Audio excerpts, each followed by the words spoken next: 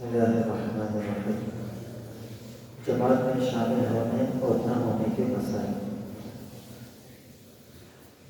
اگر کوئی شخص اپنے محلے یا مکان کے قریب مسجد میں ایسے وقت پہنچا کہ وہاں جماعت ہو چکی ہو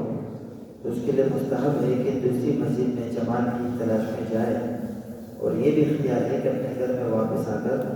گھر کے آدمیوں کو جمع کر کے باجماعت نماز پڑھے۔ کوشش یہ کرے کہ نماز جماعت کے ساتھ ادا کرے۔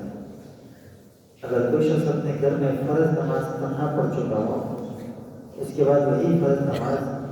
جماعت سے ہو رہی ہو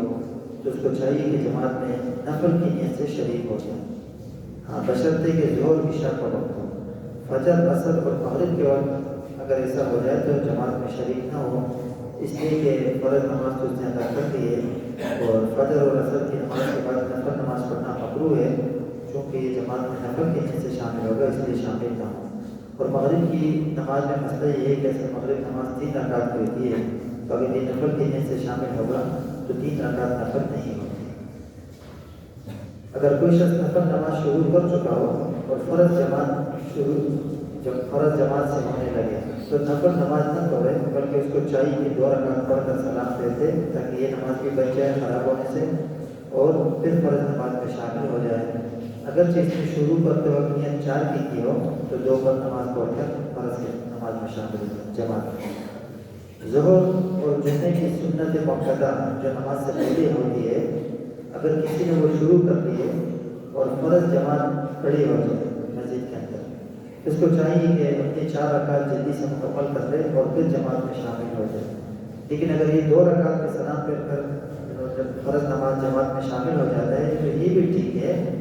لیکن پھر فرض نماز پڑھنے کے بعد اس کی قضا کرے گا سنتوں کی۔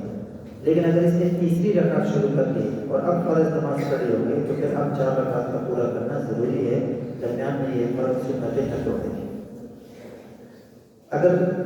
فرض نماز کا وقت قریب ہو اور ایک آدمی مسجد میں آ جائے اور وہ سنت وغیرہ شروع کرنا چاہ رہا ہے لیکن وقت کم ہے،